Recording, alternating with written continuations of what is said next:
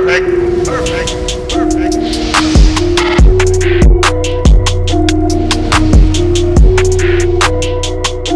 What is going on, everybody? I go by RB, and this is Philly Take with RB. If you're enjoying the content of the channel, be sure to smash that like button, hit that subscribe if you're new, and hit that notification bell so you are instantly notified whenever I upload or go live. And today we're back talking some Philadelphia Eagles, and more importantly, the tight end discussion that has already come up and will continue to come up a lot throughout 2020. The first thing I want to discuss is a list that was put out by PFF a few days ago, and it was highlighted as the top 15 ranked tight ends according to PFF heading into 2020. And I'm looking at this list, and it really was not that good at all. Now, I'm not sure if the exact credentials of this list, we're just talking about in terms of the tight ends, in terms of their abilities, their athletic ability. I think it would have to be based on some of these rankings. But to get right into it, Zach Ertz is number 7 on this list, and he's actually one spot behind Dallas Goedert, who comes in at 6th. So the list goes Kittle, Kelce. Number 3 on this list is actually more surprising than Goddard being ranked ahead of Ertz, and that's Rob Gronkowski sitting at number 3. I don't understand that at all. The dude just came off retirement. Even before he retired, started to look, old of age and just very, very slow. And he was losing it. So I don't understand how he comes off retirement and is right back on this list. Darren Waller's at number 4. He had a really nice season in his first season starting with the Raiders, over 1,000 yards, but really ahead of Ertz and Goddard. And then Mark Andrews comes in at number 5, then Goddard, then Ertz. I think it's pretty interesting.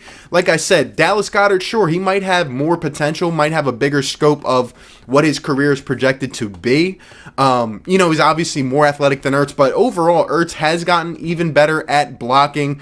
Zach Ertz is just your consistent, sure hands kind of guy. He's a great route runner. He'll continually put up catches. He's Carson Wentz's security blanket. And overall, he performs and he produces year in and year out. So I just think it's interesting that Ertz is number 7 on this list. Even though some of these guys may be more athletic and have brighter futures going forward than Zach Ertz, given the fact that he's much older, I would still put Ertz number 3 on this list if it were up to me. But it's pretty interesting that Goddard is ahead of Ertz on this list, and that kind of leads us into our next discussion here, which is what is going to happen with the Eagles tight ends.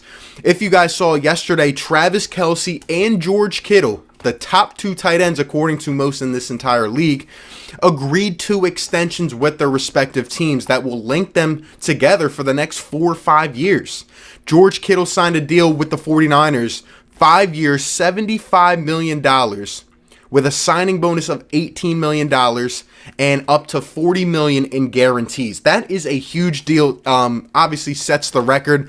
It was at $10 million by I forget who, but then Austin Hooper came in and got more this offseason. I think he was at $10.5 million. But then George Kittle came along and just blew that out of the water. And Travis Kelce as well yesterday got a deal, 4 years, $58 million with I think 28 in guarantees, about 14, 15 mil a year. They're both in the same range. Kittle edged out Kelce a little bit, but it's very interesting given the fact that Zach Ertz earlier this offseason turned down a deal that was supposedly in the $12 to $14 million range. And obviously we know Zach wants that payday, but looking at the Philadelphia Eagles situation, it's if you kind of compare this to the Wentz situation, right?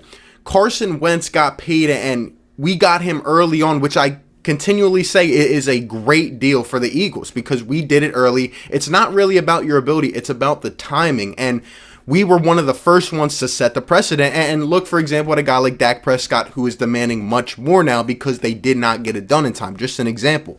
But now with the tight end situation, the Eagles are actually on the opposite side of the spectrum. Honestly, we're not able to get this done quick enough, and we probably won't for the rest of this offseason. Zach Ertz I think he signed through 2021.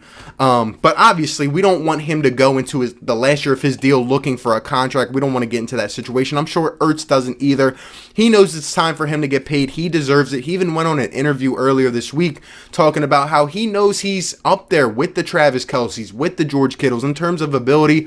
he knows that he is at the in the upper echelon and he deserves to get paid, and he obviously does. He obviously does. He's a proven winner. He produces, like I said, year in, year out, and it's his time to get paid. But Zach Ertz and Dallas Goedert is the most intriguing tight end room in the NFL. It is the best, duo-wise, by far. And the Eagles are going to have a tough decision to make because we already know we're have cap issues going into next season. We're already $50 million in the red. So when you take into account Zach Ertz and he wants to get paid probably, upwards of 14, 15, 16 mil. Now, I'm not saying that Ertz deserves more than these guys. He deserves a lot, but maybe not more than a Kittle or Kelce, but like I said, timing is the key because they now got paid and set the precedent. You're going to see Ertz, maybe even some of these other tight ends, demand that much money, and it's a tough spot for the Eagles. It's tough because Dallas Goedert has a couple years left on his rookie deal, but obviously after this season, he's probably going to want a contract instead of going into his last season without a contract. And obviously the Eagles are looking at this like Dallas Goedert has a bright future. He's athletic. He can go up and catch. I mean, he's basically like a wide receiver, or he's basically a tight end in a wide receiver's body, and he just has a bright future, and we know what he can do. Obviously, the only thing is he's been limited with experience. He hasn't gotten, enough plays because of Zach Ertz. Now, the Eagles have successfully been able to use 12-man personnel, 2 tight ends, and I think we will this year. I'm not concerned about this season. I think they both should be here this season, and we should utilize them effectively, especially with our speed on the outside, especially with Miles Sanders now in the backfield, and what we expect this offense to do.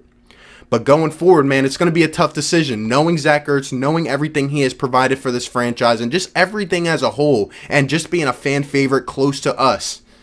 Well, it's going to be hard to keep him and Dallas Goedert. So I think at the end of the season, I think this season will really tell a lot of things that we need to see. Like, Dallas Goedert is going to get a lot more snaps. Dallas Goedert's going to be utilized a lot in this offense. And if he produces, if he continues to be on that upscale, going throughout his career, much younger, the Eagles are obviously going to go with the discounted option for a guy that has a bright future and can continually produce. And at the same time, I know people are quick to say traders, but it's also, important to remember how much he actually has done for this city and this franchise and has helped us win a championship, has always been there despite the hard situations that this team has been put in. What I do know is that at the end of the day, Dallas Goedert and Zach Ertz will both be here and be members of the Philadelphia Eagles for the 2020 season. They will continue to show why they are the best tight end room in the NFL,